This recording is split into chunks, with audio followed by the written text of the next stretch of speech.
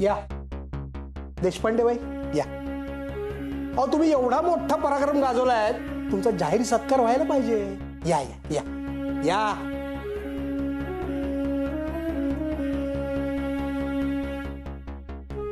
मित्रांनो ऐका, या आपल्या देशपांडे बाई निर्मळ, प्रेमळ, मनमिळाऊ आणि हो सगळ्यात महत्वाचं म्हणजे खूप सर्टिफिकेट असलेल्या अशा या देशपांडे बाई. तर यांनी आपल्या मनावर जादू केली. म्हणजे जादूगारच आहेत त्या. यांची लेटेस्ट आजची जादू ऐकायची का काय ते? यांच्या बॅगेतनं आपल्या बँकेचे 5 लाख रुपये अदृश्य झाले आणि ते अदृश्य झालेले 5 लाख रुपये यांना माहितीच नाहीये. देशपांडे बाई, माझी तुम्हाला रिक्वेस्ट आहे की आणखीन काहीतरी जादू करा आणि ते 5 लाख रुपये आमचे आम्हाला परत द्याव. काय गये दीपिका, लाज नाही वाटत तुला बँकेचे पैसे चोरायला? मॅम, बघा प्लीज असं बोलू नका. मी चोर नाहीये. मला खरंच माहित नाही पैसे कुठे गेले. नाही मीनाक्षी मॅडम, ते चोर नाही आहेत, जादूगार आहेत. आता पोलीस येतील आणि त्यांच्या जादूनी यांनी चोरलेले पैसे शोधून देतील. सर, तुम्ही कराच फोन पोलिसांना. आणि काय ग तू 1 मिनिट इथे थांबायचं नाहीस. चल.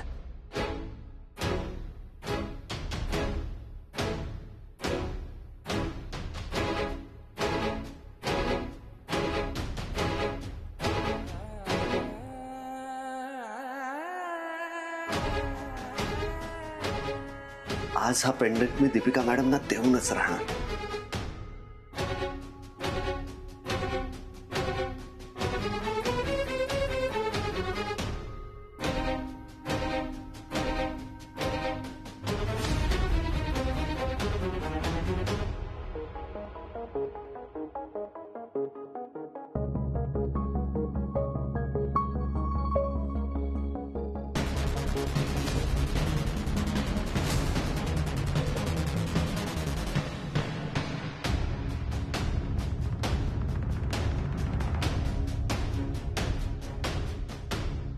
इंदिरा,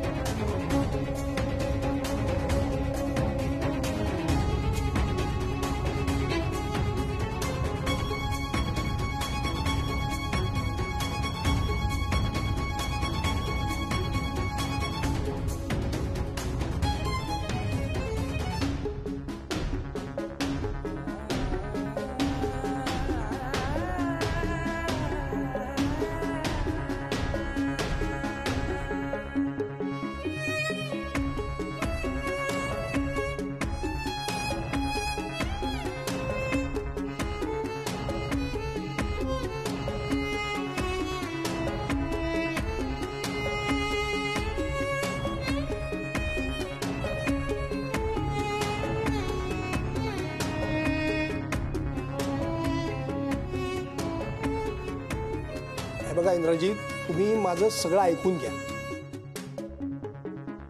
सोनटक्के, देशपांडे मॅडम सोबत तुम्ही जे वागलात ना, त्याचं समर्थन होऊच शकत नाही. हे बघा इंद्राजी, त्यांनी बँकेचे 5 लाख रुपये चोरलेत, वसुली केली 10 लाखाची आणि 5 लाख रुपयेच बँकेत भरलेत. आता माझ्या जागी तुम्ही असतात या ठिकाणी तर तुम्ही काय केलं असतं?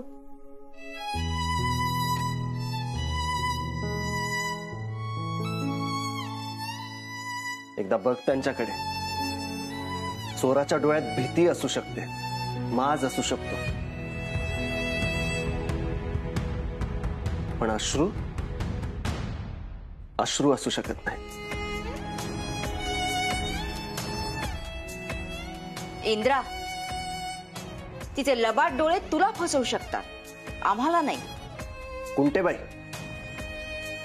डोळे कधीच खोटं बोलत नाही.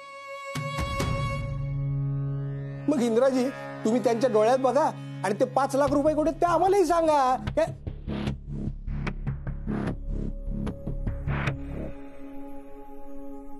ते 5 लाख मी घेतले होते. काय?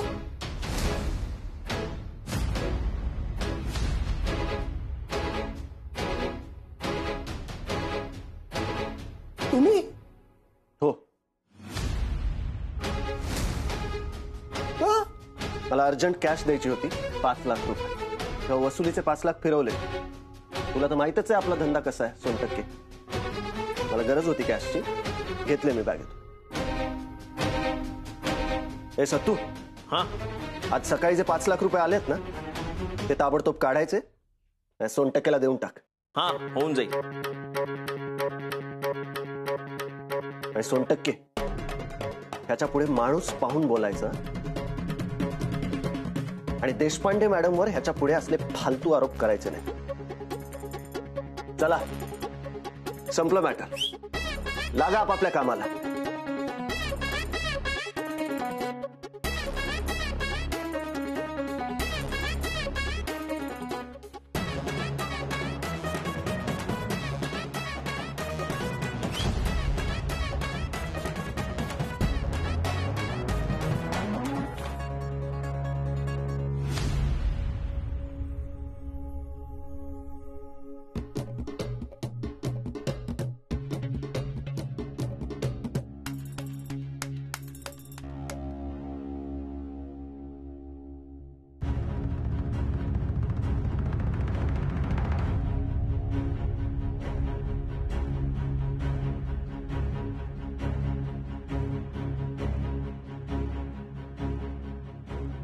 सत्तू, चल. इंद्राजी,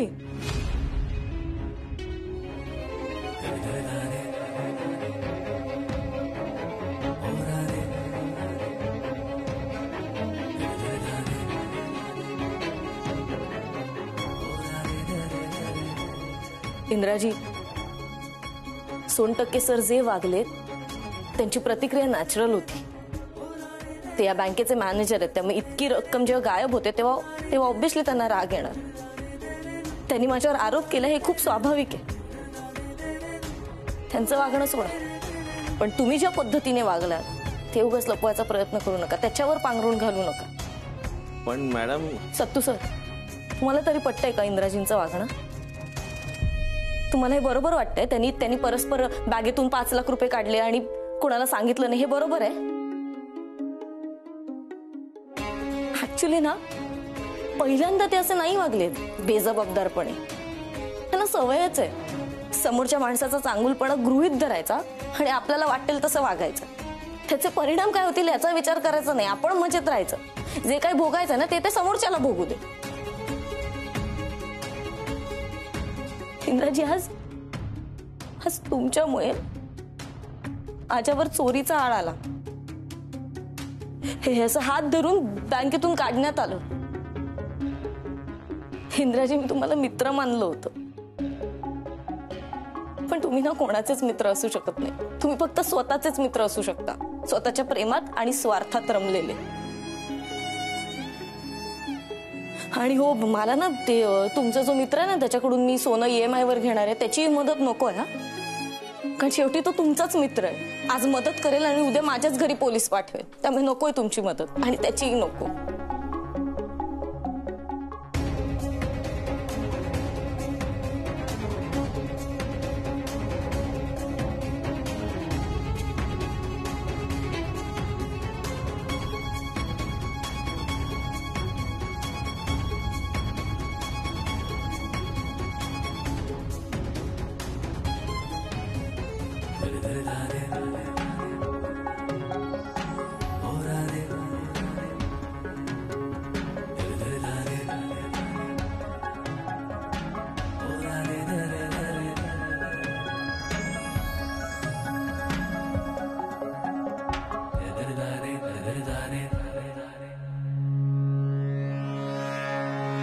सर, मला पूर्ण खात्री आहे इंद्राने हे मुद्दाम स्वतःवर घेतले. मी तर म्हणते आता लावाच त्या दीपिकावर इन्क्वायरी.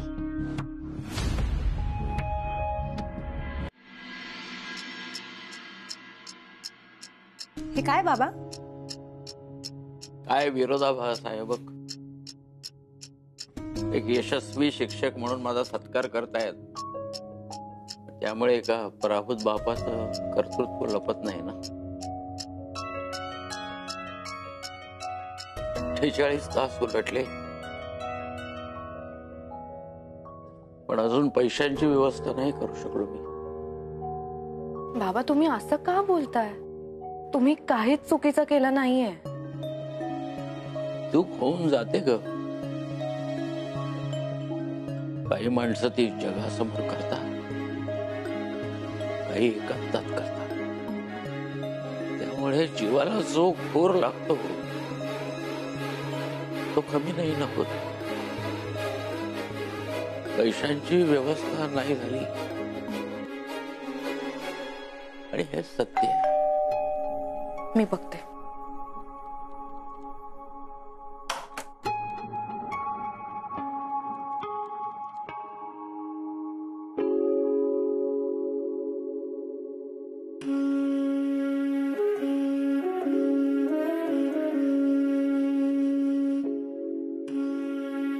दीपू काय झालं?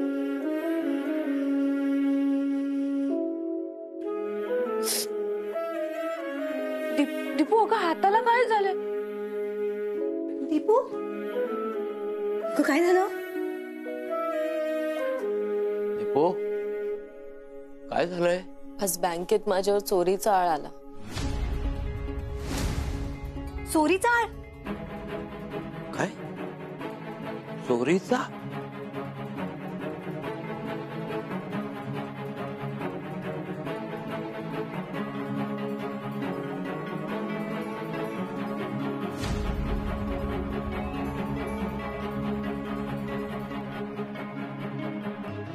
दीपू तुला हाताला काही फार लागलेलं नाहीये ना? नाही बाबा. काय झालं काय? बाबा काल आम्ही रिकव्हरीसाठी गेलो होतो तेव्हा 10 लाखाची रिकव्हरी केली. वसूल किती केले होते? 10 लाख ना? बाकीचे 5 लाख कुठे आहेत? लाज नाही वाटत तुला बँकेचे पैसे चोरायला? ते 5 लाख मी घेतले होते.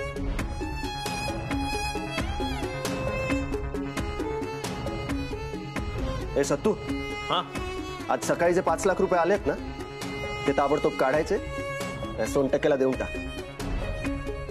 बाबा इंद्राजींमुळे माझ्यावर ही वेळ आली आज. अजून एक बाबा, ते इंद्राजींच्याच मदतीने त्यांचा एक ज्वेलर्स मित्र आहे तो रेडी झाला होता सोनं EMI वर द्यायला. त्यातूनच दीदीचा राणीहार करता आला असता, पण जो माणूसच चुकीचा आहे त्याच्या मित्राकडून मदत घेणं आपलं नुकसानच करेल ना, म्हणून मी ती मदत नाकारली. बरोबर आहे ना बाबा?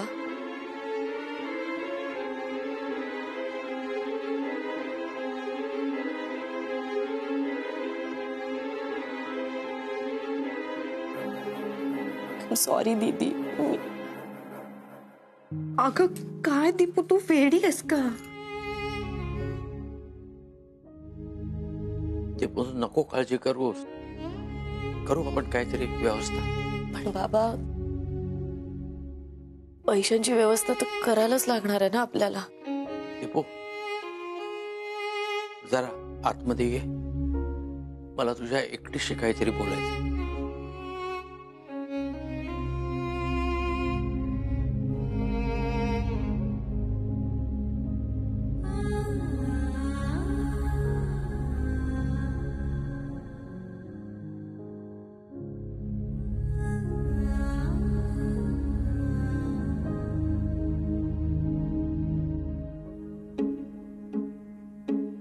काय झालं बाबा?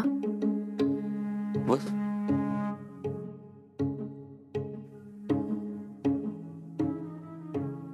दीपू, माझ्या मनात एक गोष्ट खुपते.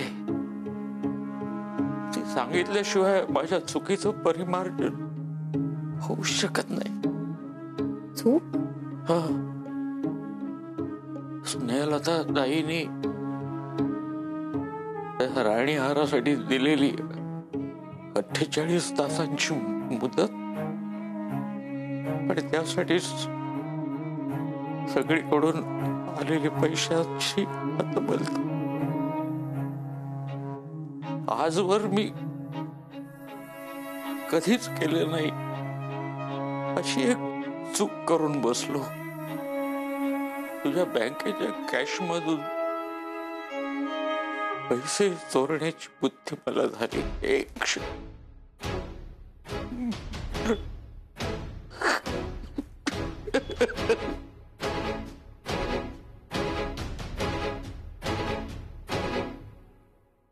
बाबा,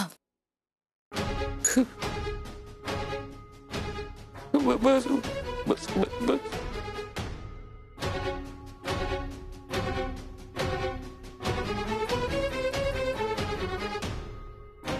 मला माफ कर. बाबा प्लीज बाबा, नाही. माझी चूक झाली ग. मोहाला बळी पडून जर मी ते पैसे चोरले असते तर बँकेत तुझ्या अपमानाला मी कारणीभूत ठरलो असतो. बाबा शांत व्हा तुम्ही. जी गोष्ट घडलीच नाही त्याबद्दल इतका त्रास करून घेताय. तुम्हीच म्हणता ना, गरज हा माणसाला मिळालेला शाप आहे. मग तुम्हीच सांगा, आपण तरी त्याच्यातून कसे सुटणार? माझं मन अजून खूप खातंय मला. मी आता जाऊन बाहेर सगळ्यांना सांगतो. बाबा, त्याची काहीच गरज नाहीये. जी गोष्ट घडलीच नाही त्याबद्दल कशाला बोलायचं?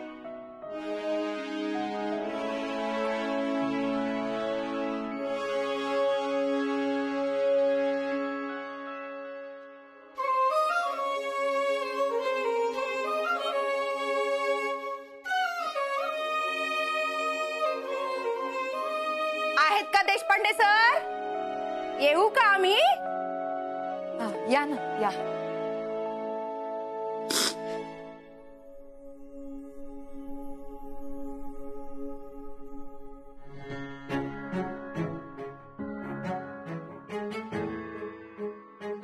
नमस्कार. या.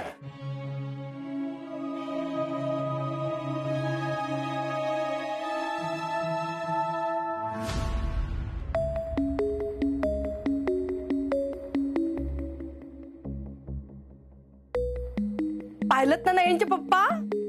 मला पाहिल्यावर सगळेजण चकित होणार असं म्हटलं होतं ना मी तुम्हाला. मालतीताई, राणीहार कसा आहे? 5 लाख रुपये. हे पैसे मी तुम्हाला दिलेत ना, हे नयनरावांना किंवा त्यांच्या वडिलांना किंवा माझ्या घरच्यांना सुद्धा नका सांगू ना.